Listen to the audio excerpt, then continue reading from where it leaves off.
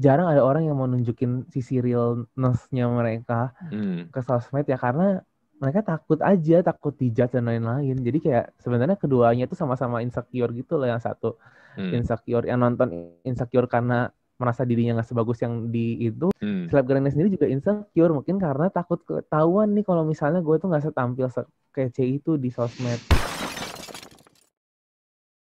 Welcome to Talk Podcast. Let's talk now. Jumpa lagi bersama gue Andri, dan hari ini gue kedatangan seorang guest. Dia mengklaim dirinya sebagai seorang mental health doodles. Namanya Irwan. Apa kabar, bro? Halo Andri, halo semua, salam kenal ya, gue Iya. Irwan. Sebenarnya mental health doodles tuh bukan apa ya, bukan klaim sih, lebih ke nama aja biar kalau misalnya orang nyari mental health atau nyari doodles, Uh, itu nemunya gue, gitu. oh gitu. Doodles itu Kayak brandingnya. setahu gue ini kan kayak orang gambar-gambar coret-coret gitu kan? Iya, kalau lu Hmm. Google kata doodles, Uh, lu Google Inggris di Indonesia ya, hmm. itu arti nomor satunya itu adalah gambar yang tidak berarti. Iya, emang Jadi orang coret-coret kan? emang bener kayak cuma Hmm, orang hmm, gambar-gambar lucu atau gambar, hmm, biasanya kan doodles itu identiknya dengan lucu kan, atau hmm, enggak hmm, dengan hmm, gemas hmm, kayak gitu. hmm, Kayaknya jarang juga sih orang yang doodle tapi gambarnya serem gitu, jarang. hmm. Cuma kebanyakan emang itu tuh kayak gambar yang ada definisinya lagi nih. Kalau definisi versi kata kerja Hmm. itu, doodles itu artinya adalah menggambar sambil melamun gitu. Jadi sebenarnya isi Hmm. doodle gue itu adalah gambar-gambar yang gue lakukan di saat gue senggang, di saat gue lagi apa ya, lagi nggak terlalu banyak pikiran, tapi gue coba untuk menginisiasi doodle gue lewat mental health gitu. Gitu. Itu cara lu mengkonek antara mental health dan doodles, dan itu lu Ya, jadiin personal branding lu. ya mungkin nggak cuma apa ya, sebenarnya mungkin pertama kali gue mikir itu, gue lumayan suka coret-coret, tapi gue juga Hmm. bingung apa yang mau gue coret-coret ya gitu kan. Hmm. Dan Hmm. setelah gue join sebuah komunitas untuk pencegahan bunuh diri namanya Into the Light, itu gue Hmm. Hmm. jadi punya kayak nggak tahu ya, kayak kalau lu merasa lu klik sama sesuatu, lu pasti kayak ada, oke, ini gue klik nih, Hmm. kayak ini kayaknya bisa gue cobain deh, bener gak sih gue bener-bener punya istilahnya tuh passion gitu di sini. Nah itu mungkin Hmm. gue Hmm. cobain dan ternyata gue cukup sejalan ya sama apa yang gue lakukan, apa yang gue kerjakan gitu. Hmm. Hmm. Nah, yang menarik begini nih.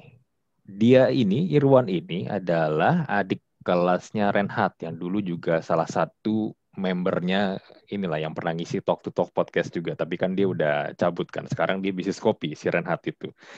Nah, sama-sama dari ITB, ngambil jurusan di mikrobiologi. Kalau buat yang nggak tahu mikrobiologi, jadi itu adalah ini ya, Jurusan subs dari biologi yang jauh lebih lebih deep lagi, spesifik. spesifik lagi ngomongin tentang apa sih itu mikrobiologi. Waktu itu si Renat pernah jelasin tapi gue Ya, lupa. mungkin gue sedikit jelasin ya. Jadi Hmm. di ITB itu kan tingkat satunya itu nggak langsung masuk ke jurusan, beda sama kampus-kampus lain. Jadi kita Hmm. masuk dulu ke fakultas Hmm. namanya SITH, Sekolah Ilmu Teknologi Hayati. SIT Hmm. gitu, tapi hanya jangan dikedepanin. Hmm. Kayak Hmm. gitu. Hmm. Jadi kita masuknya ada dua jurusan tuh, jurusan biologi yang belajarinnya lebih luas sama yang Hmm. mikrobiologi yang lebih kecil. Hmm. Jadi yang mikro itu kita belajarinnya ya sesuai namanya, mikro kecil, berarti kita belajarinnya kayak cuma bakteri, virus, jamur, dan juga kayak gitu-gitulah yang kecil-kecil gitu. Hmm. Hmm. Hmm. Hmm. Hmm. Lu kenapa tertarik ambil mikrobiologi? Ini juga pertanyaan gue waktu itu ke Reinhard sih. Itu juga karena bingung sih. karena itu kan Kenapa bukan ya? jurusan yang populer lah ya. Iya, Dan itu kayak gue nggak menampik sih, eh, nggak dan populer. dengan populer, dan kalaupun misal lulus kuliahnya pun mau kerja di mana di Indonesia? Iya. Lain cerita kalau lu talk about science, kalau lu kerja misalnya lu kuliah atau kerja di luar negeri ya, Jerman misalnya, itu kan yang Heeh, sangat-sangat baju banget science ya kan. Gue yakin lu heeh. lulus lu bakal dapat kerja gampang, tapi di Indonesia. Gimana ya? Kalau di Jakarta sendiri juga, jangankan di Jakarta, maksudnya kayak Indonesia in a whole itu tuh kayak nggak bener-bener apa ya, nggak benar-benar terlalu dihargai juga sih untuk pekerja saintis ya. Ini Hmm. gue ngomong saintis in general, nggak cuma mikro doang. Hmm. Jadi kayak kimia dan lain-lain itu juga nggak. Terus salah satu alasan kenapa gue ngambil mikro dulu karena gue pikirnya gue tuh lumayan tertarik dengan life sciences. Jadi gue tuh suka untuk istilahnya untuk terjun ke dalam bidang yang kayak bio-bio gitulah, yang biologi. Dulu tuh gue punya pikiran gue kayak pengen bikin brand makanan or minuman dan gizi kayak gitu. Cuma waktu itu gue coba masuk daftar ke gizi di IPB lewat jalur undangan SNMPTN, tapi nggak diterima karena ya emang susah juga sih, itu kan favorit kan di sana. Akhirnya gue mikir kira-kira mana lagi nih yang mirip-mirip gitu kan. Terus gue waktu itu pernah kunjungan di ITB pas gue SMA, dan gue tertarik sama kampusnya. Menurut gue kampusnya tuh bagus, asri, lingkungannya enak, adem gitu kan. Ya Bandung lah gitu, enak. Akhirnya ya udah tuh gue memutuskan cobain aja deh ITB gitu kan. Nomor 1 lagi gitu tanpa pikir panjang. Itu basic banget sih kayak gitu doang. Nggak ada yang kayak udah planning gitu, enggak. Jadi kayak sebulan sebelum pendaftaran yang ujian tes yang SBM gitu. Padahal kalau misalnya nih mikrobiologi kalau emang diseriusin, bisa jadi lu, ya kalau kita mau ngomong game ya, bisa jadi lu bisa bikin perusahaan kayak Umbrella. Yang di Resident Umbrella Corporation yang di Resident Evil, yang mereka bikin virus akhirnya gue baru kan. nonton tuh. Lu baru nonton tuh yang lu baru nonton Resident Evil? Gue pengen main, tapi gue kan baru keluar tuh yang Resident Evil 8 ya. Ya, yang terakhir yang 8. Jangan bilang lu main.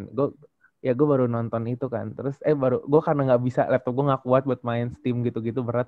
Jadi gue nontonin orang main aja. Terus itu kayak suka gitu dengan konsepnya. Oh my god, ini kan yang gue pernah pelajarin. Cuma dia di mutan aja. Cuma kayak ya sudahlah. Itu kan luar negeri. Dalam negeri mah susah. Iya. Tapi sebenarnya kalau dipikir-pikir, cerita Resident Evil itu, Umbrella Corporation itu sebenarnya sangat memungkinkan. Itu kan bioweapon ya. Itu kan sebenarnya bisa di-create kan. Tapi ya masalah nanti orang yang udah meninggal tiba-tiba bisa badannya bisa jalan lagi jadi zombie, itu kan mungkin ya fiksi lah ya. Gue nggak tahu apakah bisa teknologinya bisa sampai sejauh itu. Tapi kan maksudnya perusahaan seperti itu kan ada kan di dunia ini kan, yang modelnya kayak Umbrella gitu kan. Cuma honestly kalau dari sudut pandang gue ya, waktu itu gue juga ngarep nih, sebenarnya gue masuk kan 2014, jadi gue angkatan 2014, gue prediksinya gini, kayak 4 tahun, gue gak akan kerja di tahun ini, tapi tahun 2018an mungkin udah lumayan naik ya isu-isu life sciences dan juga urgency di Indonesia, dan ekspektasi gue itu sangat bodoh gitu, kayak maksudnya kayak ya enggak lah 4 tahun itu nggak cepet cuy gitu kan, ternyata nggak sama aja, kayak yang nggak beda jauh lah gitu sama 2014 gitu kan, jadinya ya udah deh gitu. Ya sebenarnya tahun 2020 sebenarnya isunya naik sih, tapi jadinya bikin satu dunia kena pandemi karena corona kan. karena corona, karena COVID. Kalau 2020 ntar gue malah disuruh berperang lawan corona, itu gue jadi kayak gitu. Karena terlalu berisiko juga. Betul. Nggak masalah sih, cuma kalau gue pribadi, gue tuh kayaknya takutnya gue nggak siap secara mentally juga buat terjun langsung gitu, karena lumayan banyak orang tua juga lah di rumah gitu. Betul. Nah, lu akhirnya bisa terjun ke dunia mental health gini, bikin konten-konten tentang mental health. Itu gimana cerita ya? Gue jujur ya, gue emang, kita nih pas rekaman hari ini nih, gue tadi pagi tuh kebetulan lagi lihat Twitter, gue lihat salah satu tweet lu tuh lewat di timeline gue, karena mungkin ada yang nge-like atau nge-retweet, gue lupa siapa yang nge-like atau yang nge-retweet. Terus gue lihat profile lu, kok ini lu thread lu bagus-bagus nih, bahas tentang mental health. Lalu gue cek Instagram lu, dan gue lihat lu di follow dan lu memfollow Reinhard kan. Gue nanya Reinhard, Ren lu kenal? Oh iya, gue kenal. Satu kampus. Gue kaget juga tadi pagi. Ini literally hari ini semuanya terjadi dalam hari yang sama loh guys. Jadi pagi di PC kan. Terus kebetulan gue lagi buka IG pagi-pagi. Terus kayak oh iya kenapa nih gitu kan. Terus dia bilang talk to talk. Terus gue kayak gue pernah tahu nih, soalnya dia pernah ngisi gitu kan. Waktu itu kan pernah suka share juga kan. Terus si Reinhard tuh dia nge-share di story-nya atau bahkan di timeline-nya gitu, ada syutingannya kalian. Jadi gue sebenarnya nggak aneh gitu, dan gue kayak pernah dengar beberapa deh, tapi mungkin nggak banyak gitu. Udah lama juga sih kayaknya ya, tahun lalu. Iya betul. Kalau Reinhardt terakhir 2020-an awal, 2019 akhir sih, sekitar tahun segituan. Sekitar segituan juga gue aware gitu. Iya, dan akhirnya ya kita ngobrol di podcast ini. Iya, agak kaget juga sih karena gue nggak menyangka. Iya. Ya, anyway itu jadi gimana bisa terjun kecimpung ini di dunia mental health gitu? Lu banyak banget bikin konten tentang mental health. Apakah lu memang pernah mengalami ada pengalaman tentang isu mental health, atau lu memang aware terhadap hal ini, atau gimana sih? Sebenarnya kalau bisa dibilang kalau mengalami yang istilahnya terdiagnosis secara klinis gitu ya, itu gue nggak pernah sih. Maksudnya yang terdiagnosis klinis itu yang udah pernah ke psikolog atau ke psikiater, terus dia diberikan vonis gitu kayak, oh kamu ternyata mengidap depresi gitu, atau kamu mengidap ini gitu. Jadi kalau kayak sampai kayak gitu sih gue belum, tapi mungkin kalau ups and downs kehidupan ya gue rasa semua orang pasti punya masing-masing lah ya gitu. Dan mungkin gue juga mengalami hal tersebut di beberapa fase kehidupan, dari awal masuk kuliah atau setelah pas mau lulus kayak gitu-gitu. Itu banyak banget sih, ada beberapa, nggak banyak sih tapi ada beberapa yang mungkin jadi turning point. Oh gue ternyata belajar hal baru gitu. Tapi yang mungkin menginisiasi gue untuk bikin konten itu basicnya tuh dari ini sih, dari waktu gue join ke sebuah komunitas pencegahan bunuh diri. Itu gue awal daftarnya tuh akhir 2019, literally akhir banget. Terus gue baru mulai ikutan apa namanya ya, kayak seleksi, bukan seleksi sih, ngomongnya kayak open recruitment-nya. Tapi kan kalau lu ngerekrut orang biarpun dia volunteering, tapi nggak mungkin semuanya langsung diterima gitu aja dong. Betul. Pasti harus ada di tatar dulu lah gitu. Kayak dilihat dulu orang-orangnya apa. Dan kebetulan karena komunitas ini pencegahan bunuh diri, lo tuh harus kayak dikasih bekal dulu nih. Jadi kita ada kayak sesi belajarnya selama kurang lebih 5-6 bulan. 5 bulan sih sebenarnya, karena waktu itu jadi kepotong pandemi kan, mulai Januari 2020, beresnya tuh sekitar Mei Juni 2020.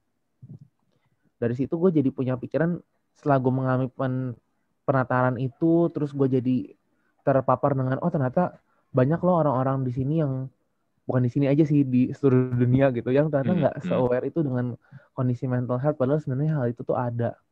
Dan dari situlah gue jadi kepikiran kalau kayaknya bisa nih gue mau memberikan kontribusi gue untuk istilahnya membuat konten tentang mental health, membuat semua yang terkesan susah atau cuma anak psikologi yang ngerti, tapi ternyata bahkan gue aja yang bukan psikolog atau bukan anak psikologi itu gue bisa mengertinya gitu. Jadi gue coba deliver itu dalam bentuk gambar, karena yang gue bisa lakukan itu. Kalau ngomong tentang bunuh diri ini, di Indonesia sendiri sebenarnya tingkat bunuh diri itu berapa sih angkanya? Nah, sebenarnya waktu itu pernah ada datanya. Jadi di komunitasku ini yang Into the Light itu, dia tuh punya tim riset. Tapi saya bukan tim riset, saya tim media. Karena tim riset itu banyak kan anak psikologi atau enggak yang calon psikolog gitu-gitu. Dan memang mereka lebih capable lah gitu. Itu pernah ada datanya. Cuma gue sebenarnya lupa sih, itu terakhir awal 2020 itu dirilis. Cuma dalam hitungan menit itu tuh ada setidaknya 1 orang yang bunuh diri di Indonesia. Jadi sebenarnya bunuh diri itu sangat bisa dibilang sangat luas. Cuma angka detailnya gue lupa ya sebenarnya, soalnya gue nggak pernah involve terlalu dalam di sana. Dan suicidal thoughts atau misalnya pemikiran atau ide tentang bunuh diri itu bisa mengenai banyak orang juga gitu. Kayak setiap menit tuh juga pasti ada aja orang yang punya pemikiran buat bunuh diri. Dan sebenarnya pemikiran itu yang harusnya kita bisa mulai sadari atau mulai cegah dari situ, sebelum ada, kalau istilahnya tuh suicidal act atau tindakan bunuh diri, percobaan bunuh diri kayak gitu. Gua sih memang nggak pernah ngelihat apa ya istilahnya orang melakukan aksi bunuh diri lah ya, orang melakukan aksi bunuh diri secara langsung. Tapi terakhir kali gue pernah lihat TKP bunuh diri. Gimana tuh? Dia lompat dari apartemen. Lantai berapa gue nggak tahu. Jadi lokasi TKP-nya emang belum sempat diberesin. Dia jatuh tepat di kap mobil. Kap mobil itu sampai berlobang. Kap mobil sampai berlobang, tapi memang dia jenazahnya udah udah diberesin, jadi udah nggak di situ. Tapi TKP-nya masih di situ, masih kelihatan mobilnya masih di situ. Dan gue lihat dengan mata kepala gue sendiri, itu mobilnya tuh bener-bener kap kan begini ya. Kapnya tuh jendol ke bawah. Gila. Iya. Lu bayangin. Itu emang ngeri banget kan. Pas lu ngelihat itu, perasaan apa yang muncul pertama di diri lo?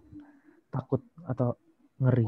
Gue nggak merasa takut sih, tapi tadi kayak gue bilang, gue langsung ini gila men. Kenapa sampai ada orang bisa melakukan hal kayak gini? Maksudnya efeknya, dampaknya begitu luar biasa banget kan di sekitar lingkungan tempat dia jatuh kan.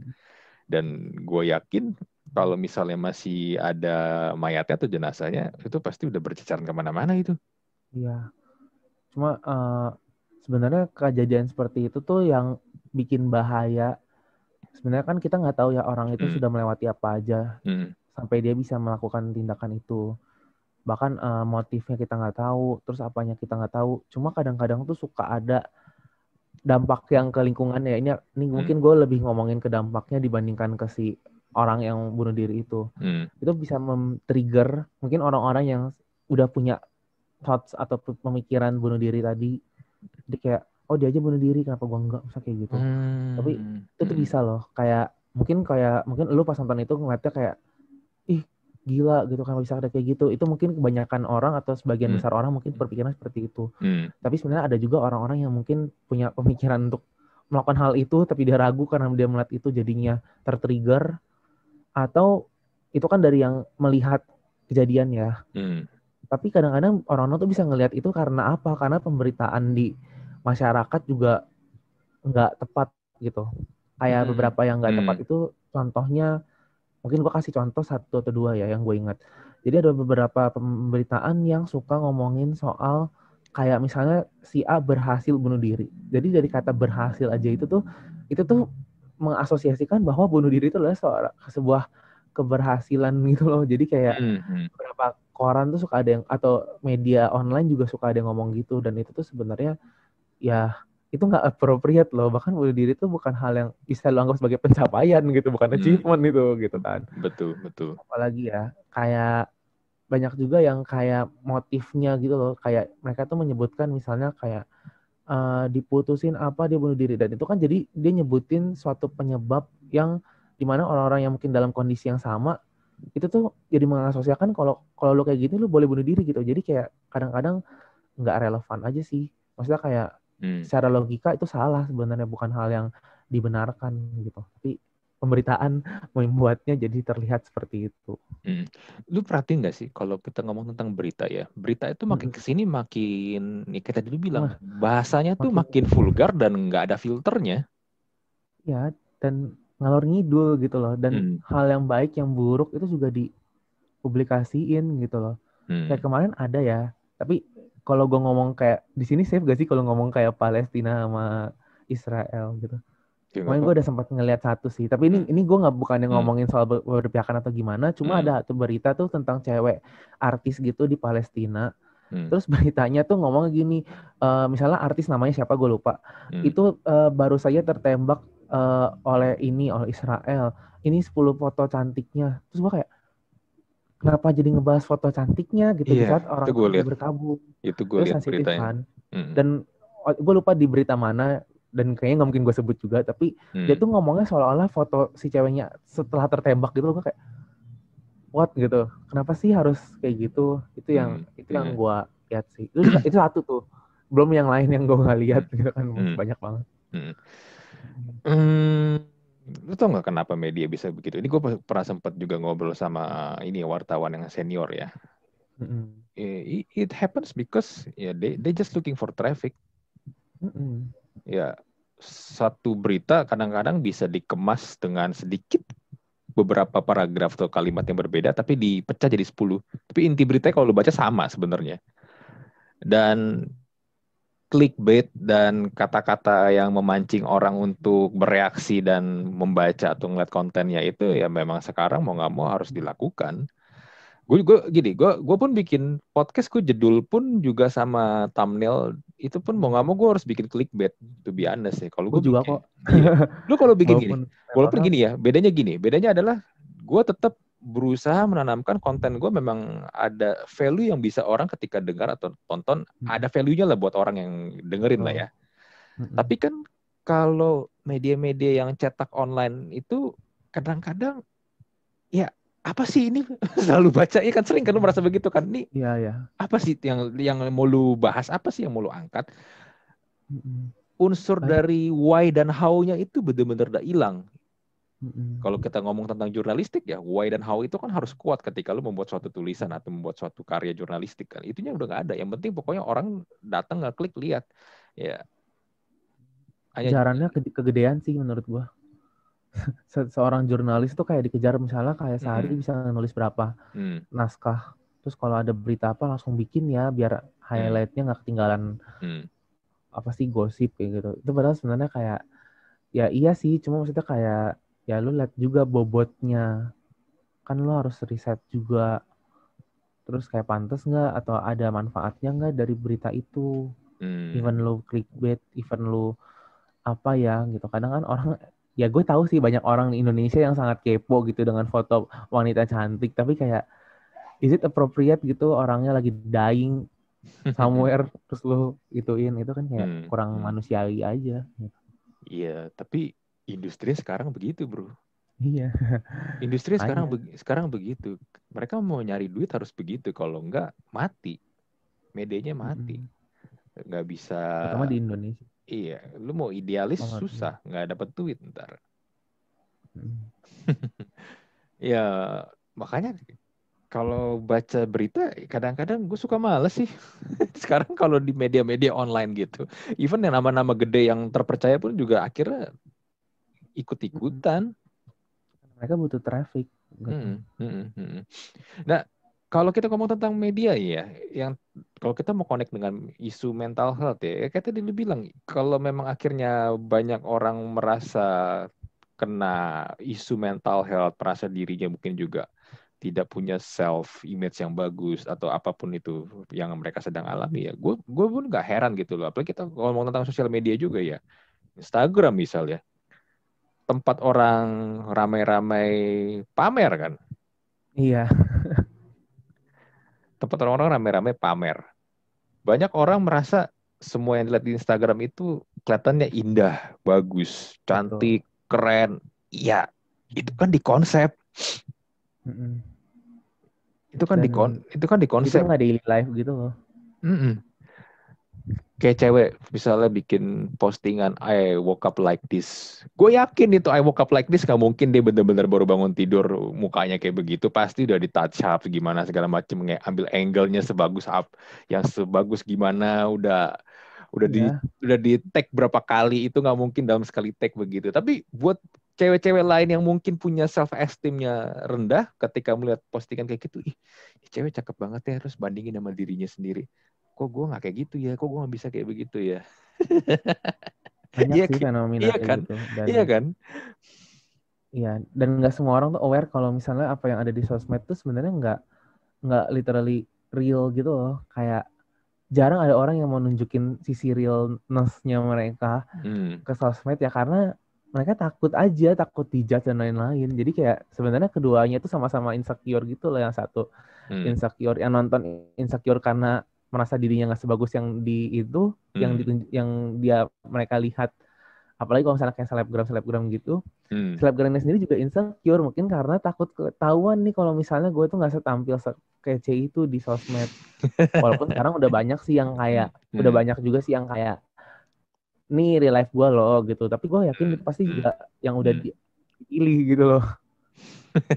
Iya, Cuma ya iya, nggak apa-apa lah, itu hak orang. ya hak dia, nggak bener, nggak salah. Mm.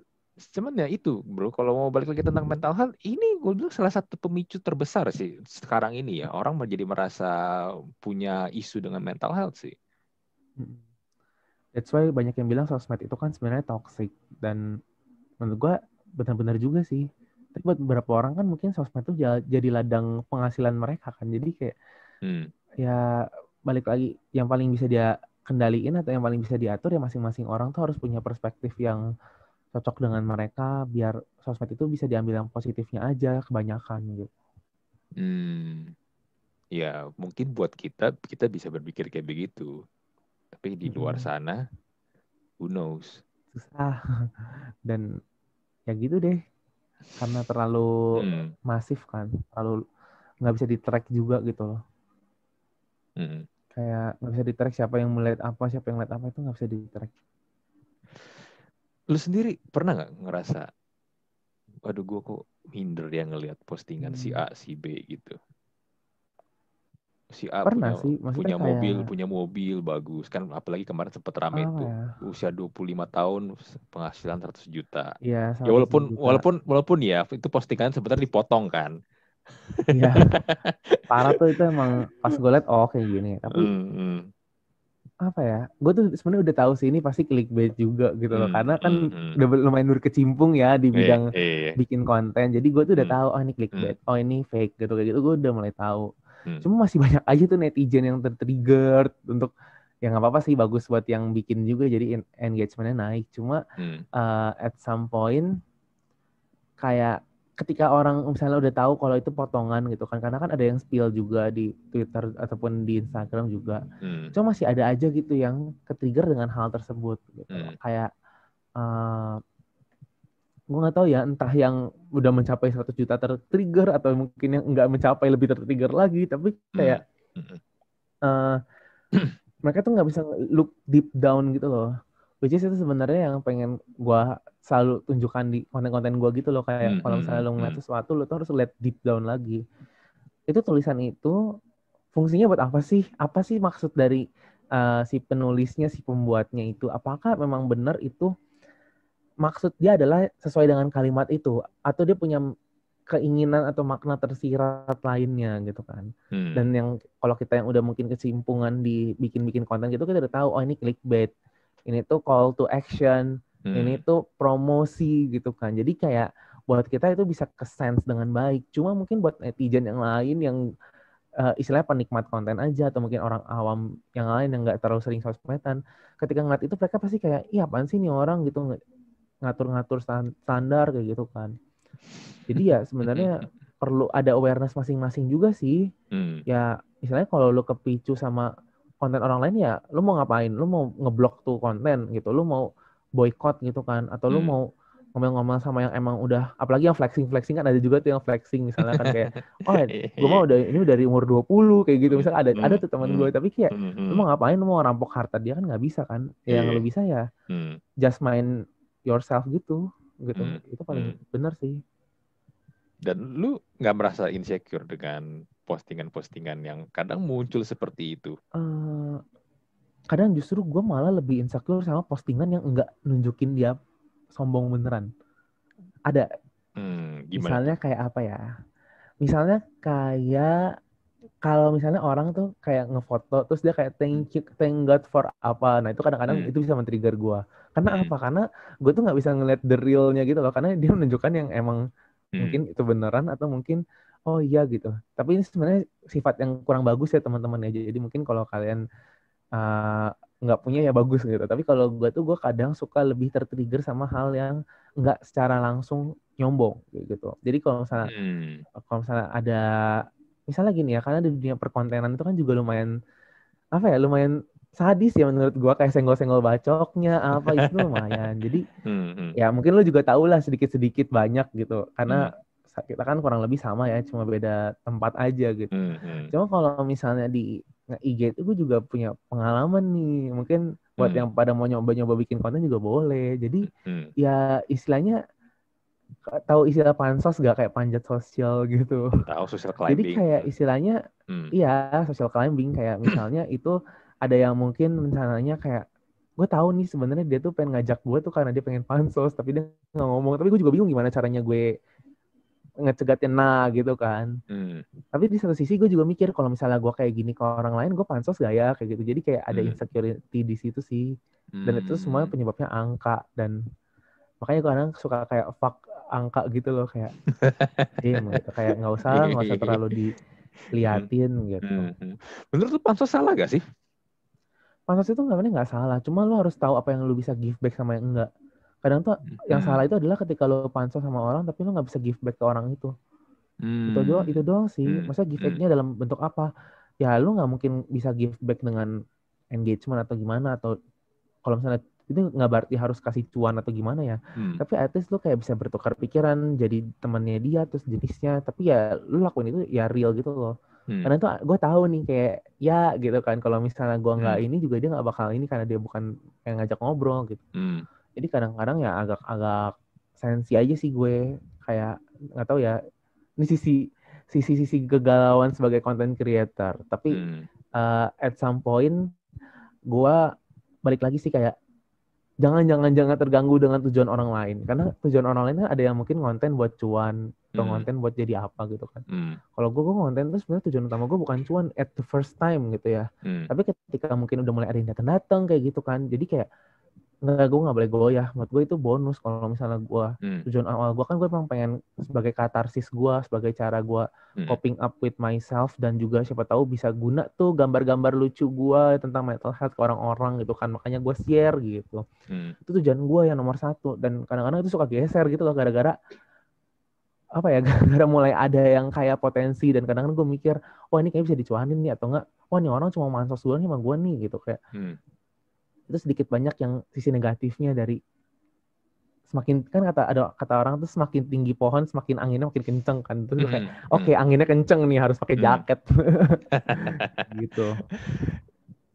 Mungkin karena lu merasa gini kali, atau mungkin karena ajakan misalnya gini, kolaborasi atau mungkin bikin konten bareng atau apapun itulah sebutannya. Mungkin lu merasa ini orang ini cuman transaksional doang nih.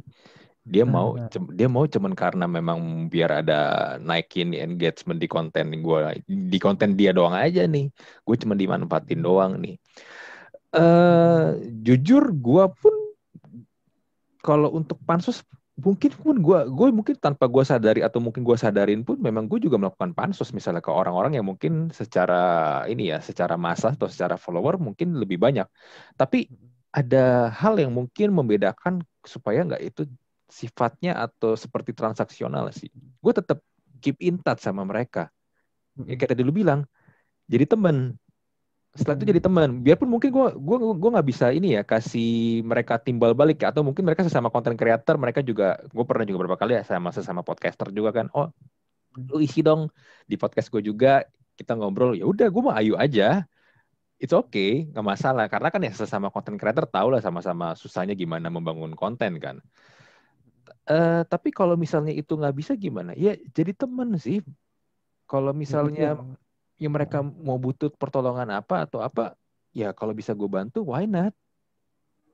Iya, kayak apa ya, kayak menurut gue emang gue setuju sih, kayak kadang-kadang tuh ada yang sifatnya tuh sangat transaksional dan sangat kelihatan. Itu yang gue kayak oke, gitu. Terus kayak maksudnya kayak istilahnya lu ngasih gue benefit apa, lu ngasih gue cuan kagak, lu kasih kagak, jadi kayak apa gitu, masa lu mau minta ini tapi nggak menjadi teman gue gitu, bahkan lu nggak support gue gitu. Maksudnya kayak ya gimana gue mau support lu aja nggak support gue gitu, even though yang bisa gue kontrol dalam keadaan ini kan adalah gue mau ngiyain respon lo, ngeiyain request lo atau enggak gitu kan.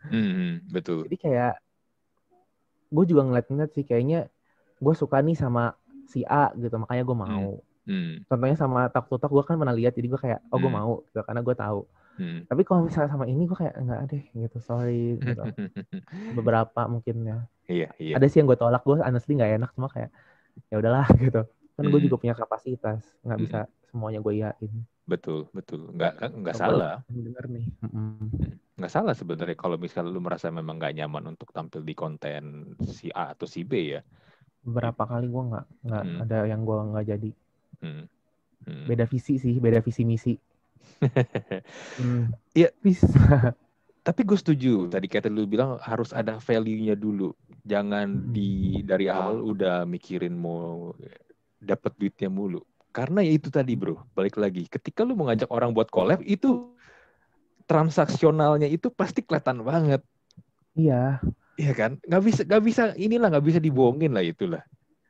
Gue lihat dulu sih kayak sebenarnya nih apa ya, nih channel atau ini karakter atau nih orang tuh ngomongnya gimana sih. Pernah ada yang kayak mental health gitu kan, gue nggak sebut namanya, tapi gue lihat isi kontennya. Menurut gue kalau konten mental health tuh agak susah sih. Ini mungkin teman-teman yang mungkin mau mencari atau mau coba bikin atau sejenisnya itu agak lebih susah daripada konten yang lain, karena kalau misalnya lo masukin kayak teori gitu, lo harus benar-benar based on research yang bagus ya. Karena kan lu nggak mungkin bisa ngasih istilahnya teori bodong gitu kan. Betul. Even lu nge-label sendiri kayak motivator, coach gitu ya. Tapi mungkin iya, tapi lu tuh harus ada sedikit yang kayak nge-label kayak ya kalau itu opini lo bilang ini opini lo. Kalau ini fakta lu kasih tahu sumbernya apa. Kalau perlu lu cantumin tuh di situ karena menurut gue itu tuh how to respect you gitu loh. Kalau misalnya how to respect yourself gitu. Kayak kadang-kadang ada yang suka apa ya? Bukan ini semi julid sih, tapi kayak kadang tuh ada yang suka kayak kreator mungkin yang baru atau mungkin yang bahkan yang udah gede gitu ya kayak langsung ya gitu 5 tips ini tapi nggak disebutin sumbernya dari mana, apa bukti konkretnya. Ya gue tahu sih emang terbatas ya kotak Instagram, tapi I guess itu tuh bisa implemented berbeda gitu loh dan lo harus kasih tahu dulu gitu. Ada yang udah ngelakuin tapi dan gue suka, tapi ada juga yang kayak lah gitu. Iya. Gue ngerti maksud lu. Sebenarnya konten-konten seperti kayak lu dah lah. Sebenarnya konten yang lu sajikan pun kalau lu emang kita mau sedikit lebih rajin googling atau mau cari sumbernya sebenarnya kan banyak kan. Iya kan? Tapi ya gitu, kita malas baca aja. Kita malas baca. Justru itu. Kita malas baca dan justru kalau yang gue lihat kalau konten kreator yang topik-topiknya kayak lo itu justru sebenarnya ini jadi chance banget nih supaya lo bisa menyajikan konten yang mungkin lebih gampang dicerna, lebih gampang dipahami. Karena mungkin kalau nyari sendiri, ya mungkin riset segala macam kan satu ribet dan lu bagaimana merangkainya supaya itu jadi sesuatu hal yang enak dibaca kan nggak gampang kan, bener kan? Kalau tadi lu bilang. Iya, tapi mungkin itu sih kreditnya ya kali ya. Kalau lu tadi bilang kotak Instagram untuk nyantumin source kurang kan bisa taruh di caption sebenarnya. Ya iya justru itu kayak balik lagi ke effort sih. Kayak beberapa tuh gue bukannya nggak suka ya, tapi gue merasa gini loh kayak kan gue juga berkecimpung yang kurang lebih sama nih sama lo gitu. Jadi gue kira-kira bisa tahu kalau orang-orang itu menginterpretasikan omongan lo tuh kayak gimana. Itu bisa beda-beda cuy gitu. Kalau lo nggak kasih koridor, bahaya nih. Misalnya kayak jangan melihat orang lain gitu kan. Kadang-kadang suka gitu kan. Kok berkompetisilah dengan diri sendiri, jangan melihat orang lain. Tapi kadang-kadang tuh mereka suka lupa kalau sebenarnya kompetisi itu dibutuhkan juga, cuma ya apa batasannya kayak gitu. Kadang tuh ada yang menggebu-gebu tapi kayak kurang ini sih. Nah yang kalau kayak gitu-gitu biasanya gue kalau dia ngajak collab gue kayak sorry gitu, tapi kayaknya kita belum bisa deh gitu. Karena gue nggak bisa ada idealisme di diri gue yang belum terpatahkan nih sama kayak misalnya dengan keinginan untuk ngepost tiap hari, cari cuan dari sosmed yang mungkin ada ya, tapi kayak gue pikir biar itu tuh bonus gitu loh, biarpun itu terjadi gue tetap harus punya integrity sama apa yang gue lakukan gitu. Apalagi ini mental health kan, ini ilmu psikologi yang mana gue pun bukan expertnya gitu. Yang nggak tahu sih kalau misalnya one day gue bisa jadi expert atau gimana, tapi tetap aja gue akan balik lagi ke apa yang gue berikan itu harus benar-benar based on research atau nggak based on my opinion berdasarkan experience gue yang udah gue alamin. Kalau gue nggak alamin ya gue riset gitu, atau gue cari pembicara atau sumber lain yang istilahnya bisa ngasih gue credibility gitu. Jadi kayak itu sih susah dukanya, susah senangnya untuk bikin konten tapi lu tuh nggak expert di sana kayak gitu. Iya.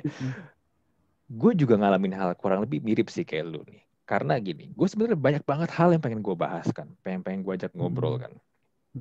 Tapi gue tahu gue terbatas, knowledge gue terbatas, expertise gue juga terbatas. Gue nggak mungkin ngojarin atau ngomong tentang blockchain karena gue nggak ngerti-ngerti amat.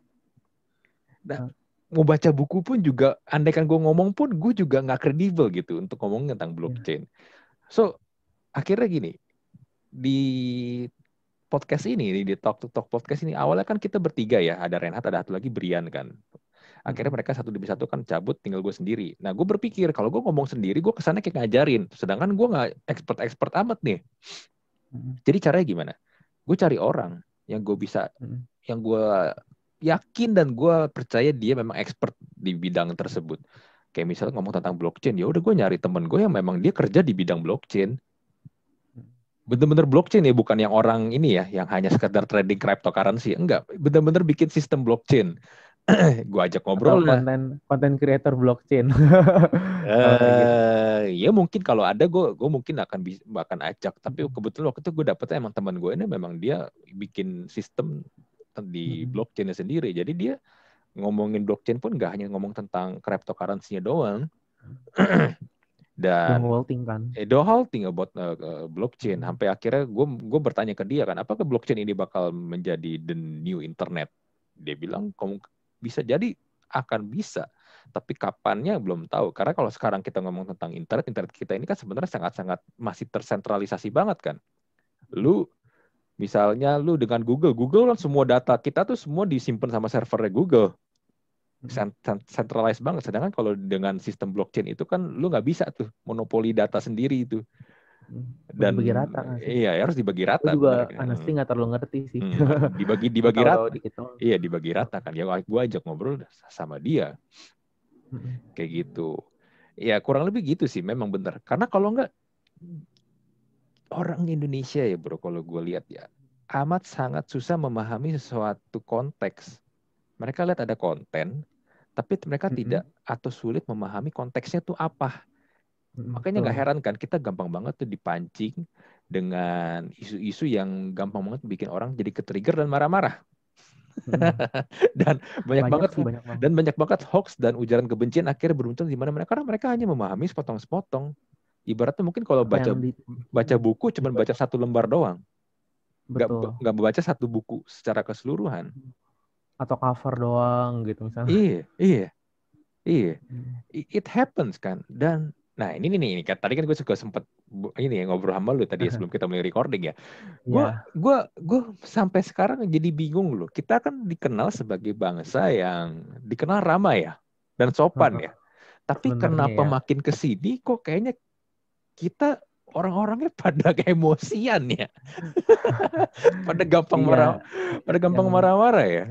Tertrigger dengan mudah. Iya, ingat kan kemarin tuh kita pas lagi libur lebaran, lu bayangin dalam waktu 2 hari 3 orang viral gara-gara marah-marah.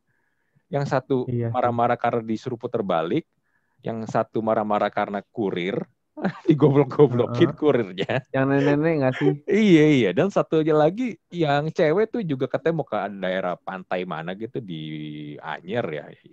Polisinya dimarah-marahin sama dia. Gue jadi bingung gitu. Ini what's happening dengan orang-orang kita gitu loh. Kalau gue lihat sih sebenarnya banyak kejadian kayak gitu yang nggak kelihatan full gitu loh. Mungkin kayak kalau gue sendiri awalnya gue juga pasti seperti netizen yang biasa ya. Kayak gue tahu kayak apaan sih nih orang nggak jelas gitu kan ngomel-ngomel, gila kasihan banget kurirnya gitu-gitu. Memang cuma at some point ini gue bukan ngebelain yang marah-marah ya, tapi ada beberapa hal yang mungkin kita nggak tahu dari sepotong video 2 menitan gitu loh dari Twitter atau video 1 menitan dari IG gitu ya. Kan suka ada postingan yang kayak lambe turah gitu kan yang share omel-omel itu 1 menit kan. Atau di story atau di mana. Itu tuh kadang ada beberapa hal yang mungkin kita nggak tahu. Tapi kita nggak consider itu sebagai ada. Jadi istilahnya ketika lu menerima sebuah informasi, lu tuh cuma dapat potongan kecil bahkan mungkin dari semua rentetan kejadian. Misalnya contohnya yang gue tonton deh, yang nenek-nenek ya, yang ngomel-ngomel, yang ngatain goblok-goblok gitu kan ke kurir itu kan. Itu beberapa hal yang gue langsung cari ketika itu tuh adalah sebenarnya barangnya tuh beneran gak sih beda sama yang sama yang dijual. Kadang-kadang tuh orang tua itu bisa juga punya sense atau preferensi yang beda gitu loh sama anak-anak gitu, sama anak muda gitu ya. Maksudnya kayak itu kan nenek-nenek kan case-nya. Bisa jadi sebenarnya barangnya tuh nggak beda-beda jauh atau benar-benar beda banget gitu loh, sampai parah banget, makanya neneknya sampai marah. Itu pertama sih gue pengen tahu dulu tuh barangnya beneran beda atau enggak sih. Tapi kalau gue ngeliat dari yang potongan bentar kan di depannya suka udah ada gambarnya tuh, gambar barangnya kan, ada gambar kemejanya gitu. Gue sih liatnya fine aja ya, maksudnya bukan kemeja yang kayak robek atau gimana gitu.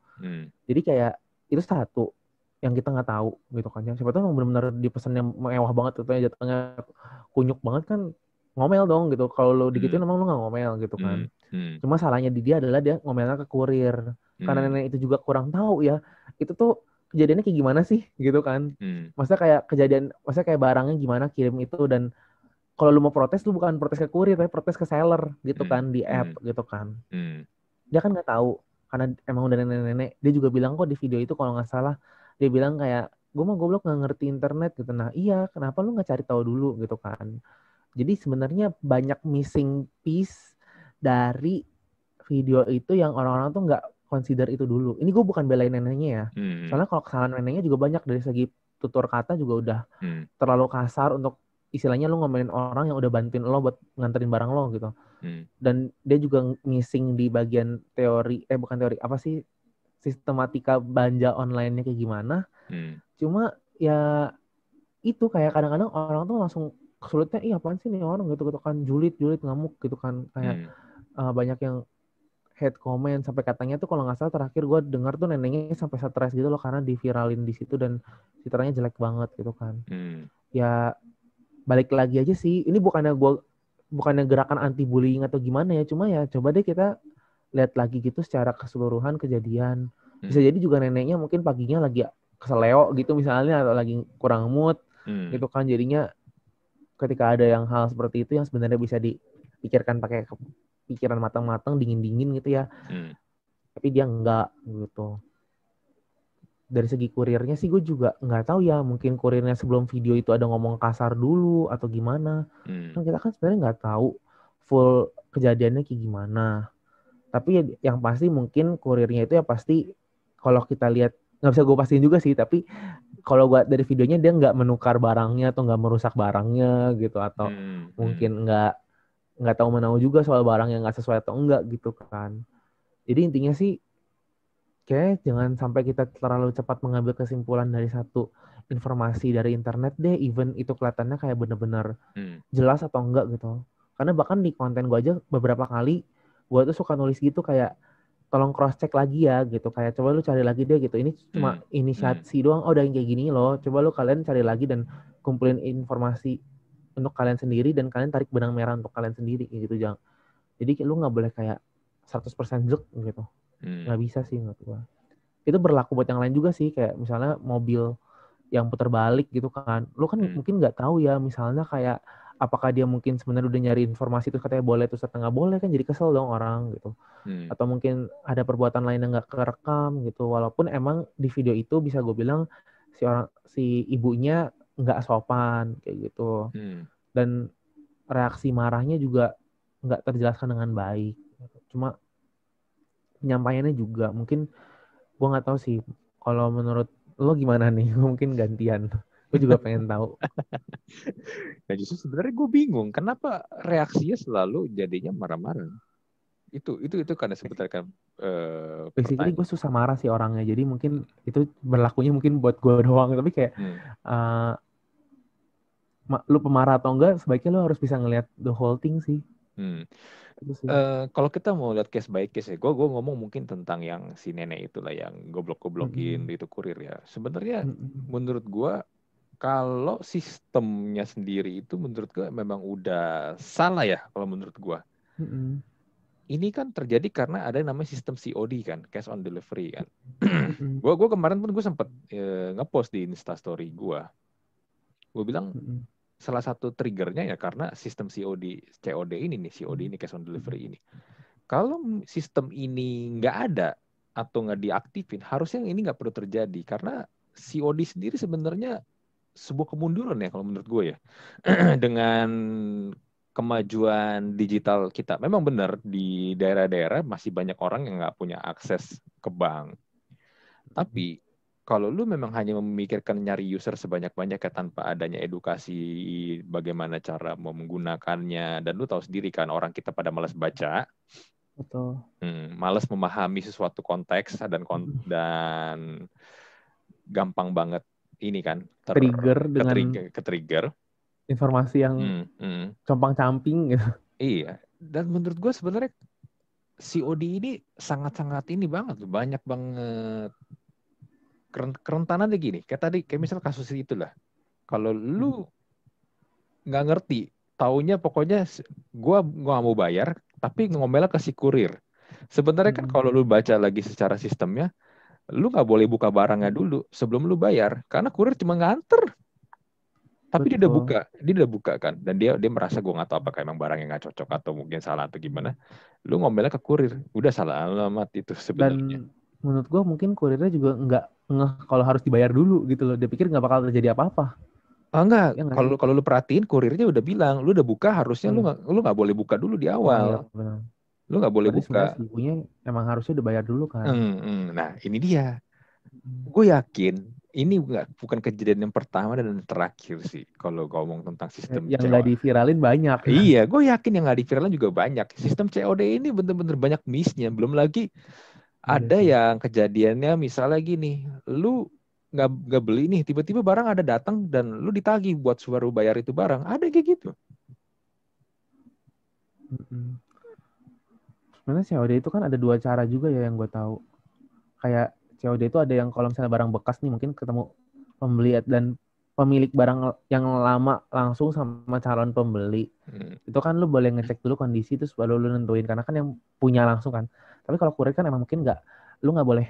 Misalnya itu tuh bukan tanggung jawab kurir kalau misalnya barangnya emang nggak sesuai dengan keinginan lo atau gimana. Dan Makanya balik kalau lagi sih. dari sisi kurirnya, ternyata kalau lu menerima barang retur COD, pembelinya nggak mau bayar, si kurir yang harus nanggung itu barang bayarnya. Nah itu yang salah juga sih. Iya, menurut gue Sama nggak tahu. sistemnya itu yang dari awal tuh udah banyak miss-nya sebenarnya. Kalau menurut gue sih mending nggak usah sama sekali sistem itu ada. Daripada bikin drama, Bener kan, ini bikin kan kasus. drama kan, dan ya ternyata kalau dibilang orang Indonesia itu ramah dan sopan, ternyata kita banyak sekali menemukan enggak, banyak orang tuh gampang banget tersulut emosinya kan. Solutif sih. Iya, reaktif banget, reaktif banget. Lu Apalagi di merasa, sosmed. iya. Gue jadi berpikir gini, jangan-jangan sebenarnya memang dari awal aslinya kita tuh kayak begitu, jangan-jangan loh. Ramanya mungkin ke turis. Eh, Kalau ke orang luar gitu, ke bule gitu, jangan-jangan, dibilangnya. jangan-jangan memang ini sebenarnya kita nih orang-orang kita ini sebenarnya seperti itu. Kelihatan karena apalagi tambah kelihatan dengan adanya sosmed, gampang banget orang memviralkan orang-orang yang lagi ngamuk-ngamuk, marah-marah kan. Mm-mm. Mungkin dulu ketika belum ada sosmed nggak kelihatan nih. Mm-mm. Kita pokoknya ketika lagi belajar di sekolah kita pokoknya inilah ya, kita dikasih sebuah kalimat, sebuah pesan, Uh-uh. orang Indonesia itu ramah, orang Indonesia itu sopan. Oke, dan gue pun percaya orang Indonesia itu ramah dan sopan. Tapi ketika melihat kejadian-kejadian kayak begini, gue jadi mempertanyakannya sebenarnya sih.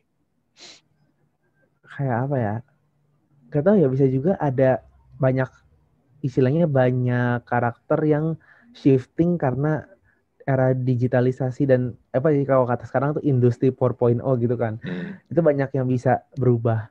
Tapi banyak juga sih orang yang mungkin udah bisa yang main sosmed tapi dia tuh udah punya, istilahnya udah punya kecerdasan untuk, bukan kecerdasan juga sih, kayak dia udah punya pengetahuan lah untuk bisa memilah-milah kalimat yang pantas untuk diucapkan di sosmed, terus juga bagaimana cara bersikap, merespon dan melihat segalanya. Cuma masalahnya orang-orang yang nggak punya bekal itu juga ikutan main nih, karena kan istilahnya lu reach out ke internet itu sangat gampang gitu.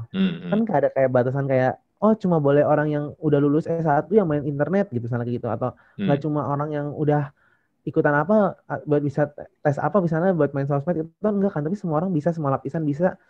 Tapi nggak apa ya, dan jumlahnya itu mungkin lebih besar daripada yang mungkin bisa membuat sosmed itu lebih jadi istilahnya tempat yang nggak usah aman deh, tapi tempat yang biasa-biasa aja gitu, yang sama kayak apa environmentnya Indo aja gitu. Masalahnya nggak bisa. Jadi ketika pola-pola pikir yang enggak matang itu dibawa ke sosmed, jadilah itu amukan-amukan akun. Apalagi sosmed kan lu nggak usah nunjukin diri lu, lebih gampang kan, kayak akun alter, akun second gitu, yang akun K-pop gitu katanya kan kalau saya di Twitter, atau bahkan Instagram juga banyak akun palsu kan, maksudnya akun-akun yang nggak nunjukin muka atau gimana.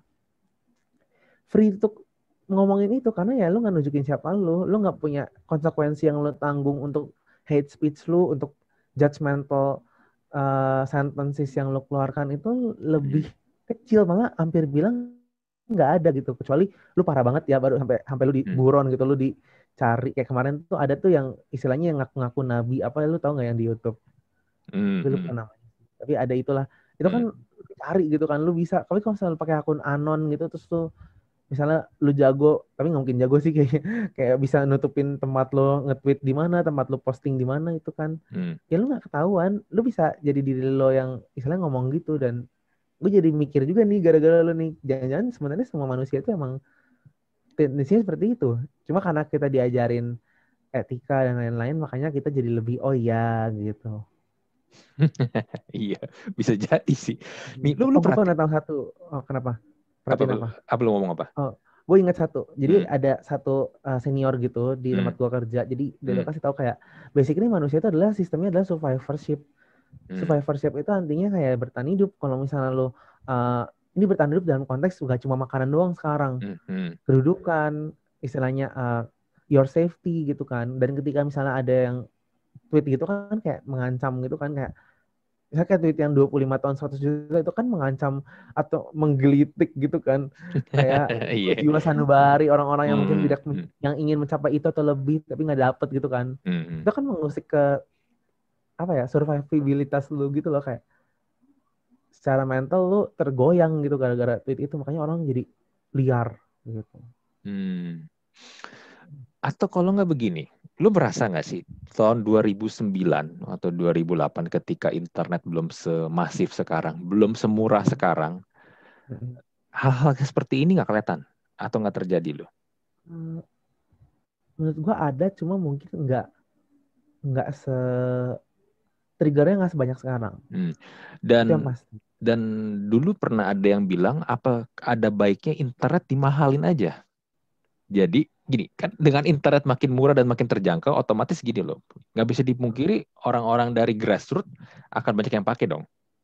Mm-mm. Iya kan? Orang-orang yang kayak tadi kita bahas, di mana sulit memahami konteks dan konten secara keseluruhan, terlalu cepat mengambil keputusan, terlalu cepat reaktif, dan juga ngambil kesimpulan sepotong-sepotong yang mungkin juga nggak terlalu well educated, secara pendidikan juga kurang.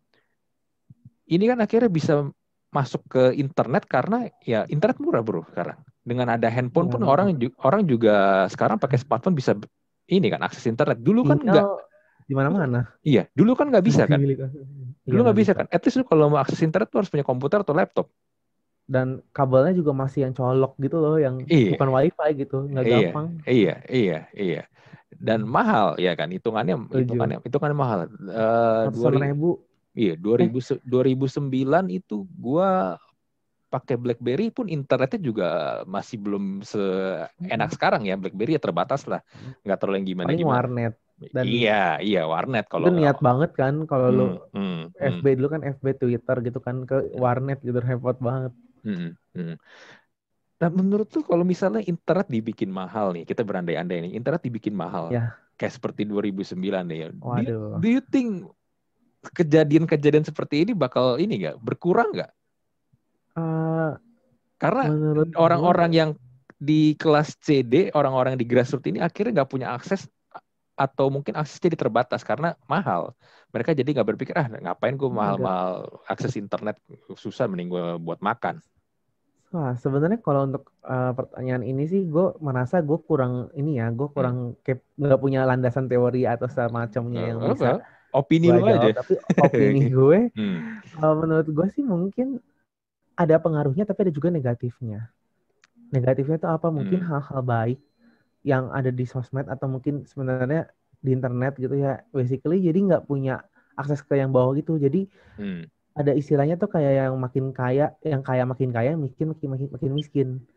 Gitu. Jadi sebenarnya kalau gue lihat, kalau menurut gue pribadi, ini itu tuh bisa jadi bumerang juga karena bisa bikin Indonesia tuh yang kaya makin kaya tapi yang miskin makin miskin.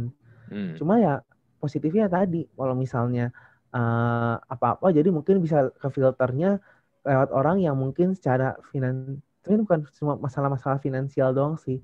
Tapi anggaplah logikanya adalah kalau misalnya finansial makin tinggi itu korelasinya pendidikannya juga lebih tinggi ya. gitu ya. Idealnya gitu kan, idealnya Idealnya begitu. gitu kan, walaupun nggak semuanya kayak gitu. Oh, Ada mau juga semuanya kayak orang gitu. goblok tapi kaya banyak. Iya ada. Iya, Hmm. jadi Hmm. kayak anggaplah seperti itu. Misalnya Hmm. kayak semakin Hmm. besar lah gitu. Hmm. Hmm. Nah itu mungkin bisa berefek dari yang so-called cerdas ini tuh dia ngefilter dulu apa-apa baru nanti disalurkan kepada yang enggak gitu. Jadi kayak Hmm. Hmm. menurut gue sih itu bisa, tapi masalahnya kan dunia Indonesia itu tidak ideal bro gitu. Jadi kayak banyak ala-alanya juga nih gitu. Hmm. Jadi kayak Hmm. banyak galatnya atau banyak penyimpangannya juga nih. Jadi kayak Hmm. menurut gue sih itu nggak solutif ya. Nggak Kalau so. gue Hmm. rangkum, kalau Hmm. gue lihat secara whole gitu, Hmm. nggak bisa. Yang ada ntar makin kesenjangan makin tinggi, makin perang-perang lagi, gitu kan. Demo-demo gitu kan, mending nggak usah deh gitu. Udah ngapa receh aja. Mending ditanya aja, jangan Hmm. jangan nge-tweet yang aneh-aneh Hmm. gitu. Lu main Twitter dari tahun berapa? Gue main Twitter sebenarnya udah lama, tapi gue sempat deactivate, jadi gue nggak malas main. Hmm. Tapi gue baru mulai ngepost konten gue di Januari 2021. 2021. Oke. Lu kalau main Twitter dari 2009, lu ini Gue gue main juga sih. 2009. Lu pasti ngerasain banget perbedaan. Dulu di Twitter tuh asik banget ya. Damai banget kan? Adem, Adem kan? adem. Bener kan? Adem kan? Gue setuju sama Heeh. lu, adem. Kalau sekarang nih ya, lu ngomong sesuatu hal yang sebenarnya nggak ada tujuan apa-apa, standar, ya kan normal, nggak menyinggung siapa-siapa, tetap aja pasti ada aja orang yang ke-trigger. Iya, Iya that's why kan? apa ya?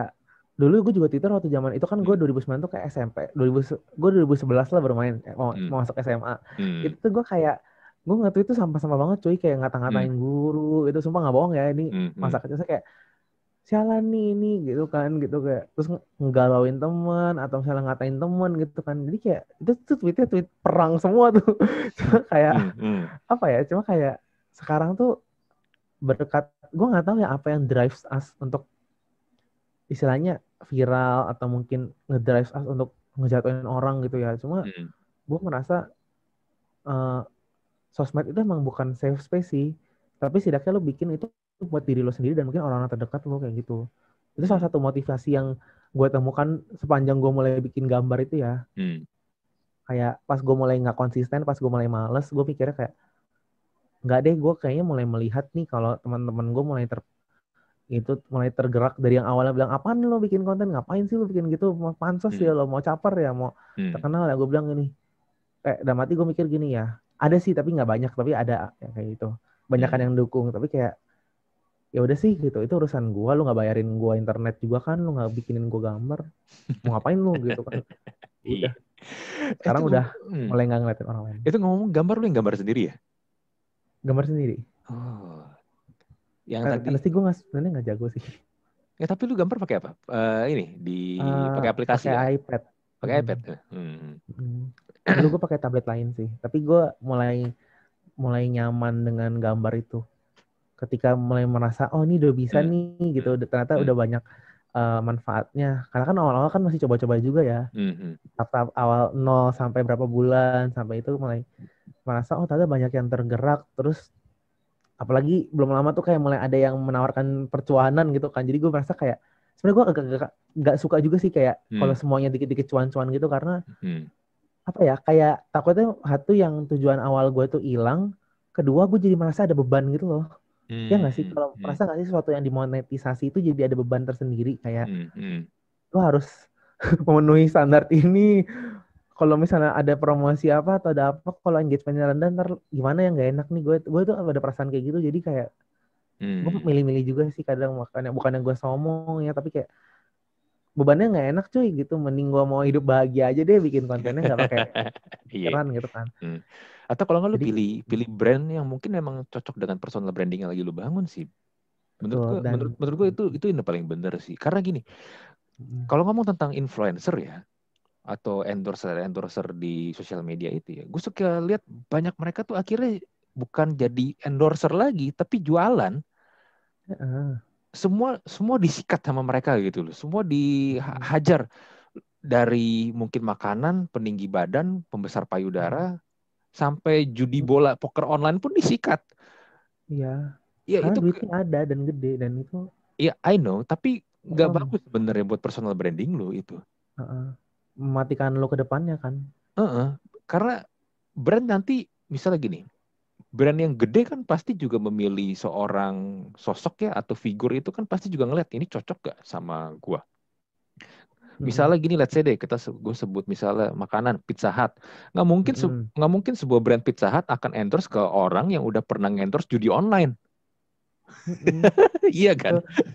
Itu yang kayak apa ya, makanya nih buat para pendengar yang mungkin punya masa gitu atau punya influencer atau sejenisnya, atau nggak usah deh, atau nggak at least lu mau promosiin sesuatu ke orang lain aja gitu, itu lu sebaiknya ya agak lihat lagi sih gitu. Maksudnya jangan terbutakan oleh kayak oh dia ngasih gue ini loh, atau mungkin oh dia temen gue loh even gitu ya. Tapi kalau misalnya lu nggak merasa cocok dengan itu ya jangan gitu. Karena dunia sosmed tuh, kalau gue bilang sosmed itu kejam ya menurut gue kejam gitu. Cuma ya gimana caranya lo bermanuver aja gitu di sana. Nggak lu punya pegangan gitu, punya pegangan sama apa yang menjadi urgensi lu. Terserah sih, kalau urgensi lu duit ya lu ambil deh tuh promosi-promosi teteng gitu kayak gitu. Cuma kalau urgensi lu beda gitu ya dari awal, ya sebaiknya itu yang lu pegang gitu. Walaupun ya lu akan miss out duit yang sangat besar, atau lu akan miss out kemungkinan engagement yang sangat tinggi gitu kan. Ya menurut gua integritas nomor satunya yang harus lu pegang dulu gitu. Dari situ aja lu main-mainin, ntar juga nemu kok gitu. Betul. Yang penting ini sih bro, ketika kita bikin kontennya, kita bikin karya, kita enjoy sih. Nah iya, kalau nggak enjoy nggak konsisten cuy. Iya. Dulu gua ada ada momen dimana kan kayak gitu. Dulu parameter gue masih kayak like-nya dikit, atau mungkin komennya dikit, yang share dikit gitu kan. Tapi gue mikir lagi tujuan gue apa sih? Bahkan even satu komen pun gitu ya, atau bahkan komen yang nggak langsung ditulis tapi kayak ngomong aja gitu, kayak teman gue bilang apa itu tuh kayak it moves me gitu loh, kayak wah ini udah mulai pelan-pelan udah mulai kelihatan nih gitu hasilnya gitu kan. Walaupun mungkin kalau lu ngeliat akun yang lain gitu ya yang kayak wih gila gede banget gitu kan, tuh kayak ya itu hokinya dia mungkin, atau mungkin sebelumnya ya dia udah punya jalan sendiri gitu. Ya gue belajar dari dia aja, kira-kira resep dia apa sih? Oh bikin konten curah gitu tiap hari di post gitu kan. Oke.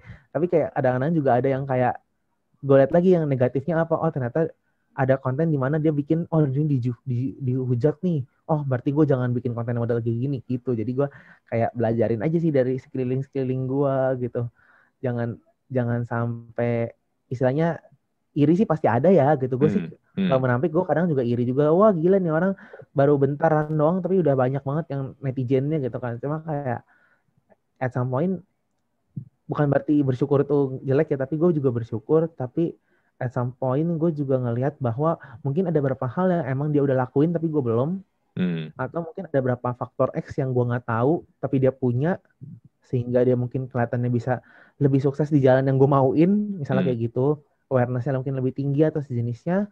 Dan banyak banget sih hal-hal yang mungkin selama ini gue nggak nyadar, gue cuma ngeliat dari angkanya doang nih gitu, dari yang gue nggak punya dia punya gitu, padahal sebenarnya ada juga yang mungkin dia nggak punya gue punya, atau mungkin yang lain-lainnya gitu. Ada hal faktor X yang bisa gue pelajari dan bisa gue lakukan juga, bisa gue A/B testing gitu lah buat di diri gue gitu. Gue cocok gak nih? Kalau nggak cocok ya jangan gitu. Kayak gue pernah cobain mau ngupload tiap hari, meninggal gue cuy gitu. Jangan. Soalnya gue masih ada kerja full time juga kan, dan gue kan bertanggung jawab dengan pekerjaan full time itu gitu kan, kayak gak mungkin dong gue tinggalin, sorry ya gue mau konten dulu, tabok gue mau atasan gue gitu.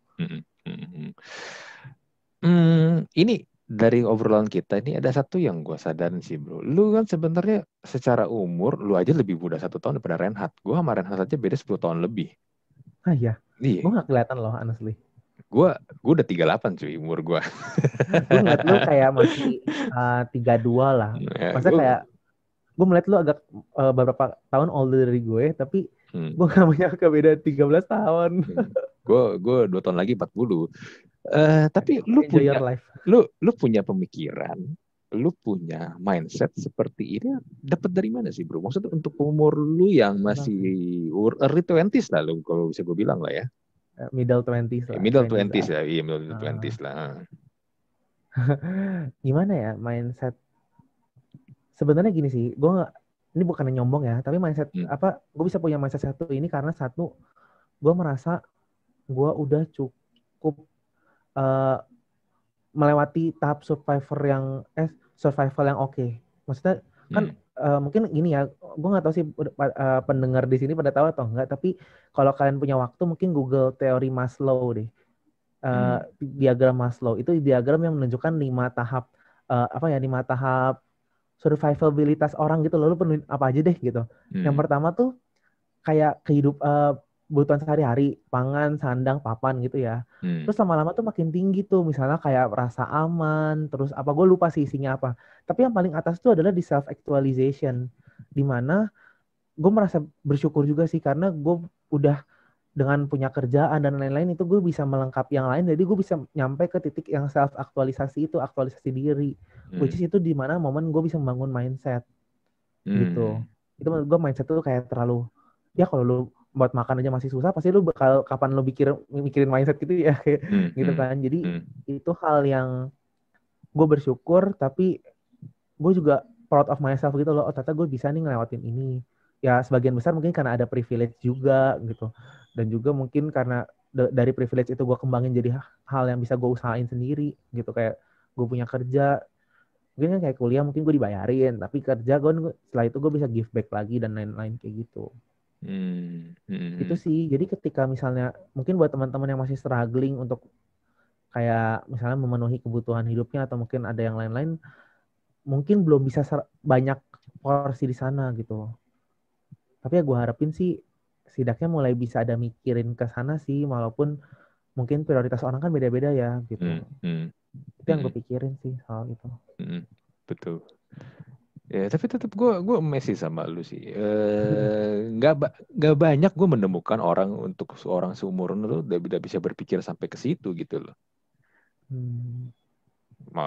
Tapi kadang gue juga mikir apa gue menjadi budak uang aja ya, mencari cuan gitu kan. Cuma kayak ya bisa sih, sebenarnya kayak kalau mau sih bisa dimau-mauin aja. Cuma kayak kadang-kadang gue pikir nggak tahu ya, kalau namanya uang itu kalau gue mindset gue soal uang tuh belum terlalu bagus gitu loh. Maksudnya kayak mindset gue soal personal gue dan lain-lain dan lingkungan gue kayak intra dan interpersonal gue udah lumayan oke, gue mulai tahu nih kayak gimana. Tapi kalau uang tuh gue kayak masih clueless gitu loh, kayak gimana ya gitu. Jadi kayak kalau gue langsung terjun ke sana tapi gue nggak persiapin diri gue, kayaknya sih yang ada ntar gue jadi kemakan sama si uang itu sendiri. Kayak hal-hal negatifnya kayak serakah atau mungkin manage yang nggak bener gitu kan. Maksudnya kan kalau manage yang sekarang kayak 50-30-20 apa spending terus saving terus leisure gitu, itu gue udah tahu. Tapi kayak kalau misalnya kayak dari uang itu lo mau bikin apa itu gue belum kayak nggak gue belum kepikiran gitu. Pelan-pelan abis pandemi deh mungkin kayak tahun depan mungkin gue baru bisa mikir kayak gitu. Jadi gue sih ngebalance hidup gue tuh kayak satu waktu tuh gue punya objektif dulu, nanti kalau udah kecapai sampai titik mana gue baru mulai bisa mikirin yang lain kayak gitu. Ya tapi ya but still amazing sih untuk orang seumuran lu bisa berpikir seperti itu sih. Dan sanjung nih gue. Dan lu punya, dan sekali lagi nih ya, dan lu juga punya value dan lu tuangnya itu dalam konten supaya orang-orang ketika ngeliat konten lu itu bisa dapetin value yang sama juga dari lu gitu loh. Itu mungkin itu alasan kenapa bisa viral kali ya. Pede dikit. Kayak gue merasa gue benar-benar numpahin emosi dan apa yang gue rasakan di situ sih. Dan gue harap atau mungkin emang iya gitu tersampaikan, jadi kayak gitu. Ya mudah-mudahan sih ya dengan makin banyaknya konten creator yang bisa banyak kasih konten-konten yang value-nya positif, yang bagus-bagus, gue sih sangat ini sih berharap sih kita nggak hanya konten creator yang isinya nggak jelas atau alay-alay nggak jelas doang yang tambah banyak, tapi yang positif juga tambah banyak gitu loh. Karena kalau bukan dari kita yang mulai, bukan kita yang jalanin, siapa lagi? Dan mungkin nambahin dikit boleh ya, kayak sebenarnya buat jadi content creator yang positif itu lo nggak harus kayak topiknya kayak self development atau nggak productivity atau mental health kok. Maksudnya even lo yang kayak menghibur nari-nari TikTok tuh juga lo bisa positif gitu loh. Dengan cara apa? Dengan cara ya diri lo sendiri, ini bukan berarti lo nggak boleh negatif ya, tapi dengan cara yang membangun personal branding yang istilahnya hal ini tuh akan memberikan orang lain banyak hal positif dalam dirinya gitu loh. Nggak usah kayak mengedukasi. Kalau gue kan edukasi banget kan. Atau mungkin jenisnya. Nggak usah kok kayak dengan lo menghibur, tapi lo menghiburnya dengan nggak merendahkan orang lain. Atau nggak blaming orang lain. Kemarin tuh gue juga sempat ngeliat di Twitter ada yang apa sih selebgram gitu, dia dudukin gerobak tukang sampah gitu. Terus gue kayak banyak yang hujat banget. Terus gue pikir kayak sebenarnya sih itu kalaupun dia udah izin atau gimana ya boleh ya, maksudnya kayak mungkin udah minta izin, Pak boleh ya saya nanti mungkin bayar bapaknya berapa ngasih uang gitu kan, mungkin gue nggak tahu lah, tapi mungkin itu boleh. Tapi sebenarnya secara norma itu kan kalau orang lain yang lihat kan jadinya soalnya itu memperbolehkan hal tersebut. Ini gue bukan berarti polisi justice gitu ya, cuma kayak ya take your own risk gitu. Kalau gue sih gue nggak akan pakai gitu, gitu karena gue udah tahu resikonya. Betul. Oke deh bro, Irwan, thank you banget nih buat ngobrol-ngobrolnya nih. It's nice talking to you. Iya. Semoga ini biarpun ada julid-julidnya tapi ya gue kan manusia, gue boleh julid dong gitu kan, cuma kayak at some point ya gue nyadar juga julidnya sebatas mana kayak gitu. Ini kan kayak gue bilang tadi pas lagi ngajakin lo podcast kan, ya kita ngobrol tapi juga inilah sedikit-sedikit gibah nggak apa-apa lah. Banyak sih gue, tapi kayak at least gue tuh kan nggak menjelekkan satu pihak atau manapun, atau mungkin nggak ngomongin siapa. Cuma mungkin kalau ada yang tertrigger, gue minta maaf dulu nih, misalnya mendengarkan gue mungkin merasa dirinya seperti itu atau gimana. Tapi at some point gue berharap kita bisa sama-sama menjadi, kalaupun content creator ataupun penikmat konten itu tuh menjadi istilahnya orang yang empatetik deh gitu. Lu tuh kayak lu berhadapan sama orang beneran nih, di balik semua pencet-pencetan HP lu itu baliknya ada orang beneran yang punya hati, yang punya fisik, yang punya masing-masing masalahnya masing-masing gitu kan. Jadi kayak please consider it. Itu aja sih. Orang suka lupa anjir. Iya. Bertanggung jawablah dengan konten lu. Tanggung jawablah dengan komen lu. Tanggung jawablah dengan apa yang lu tuliskan atau lu suarakan atau lu gambarkan atau lu foto, lu upload.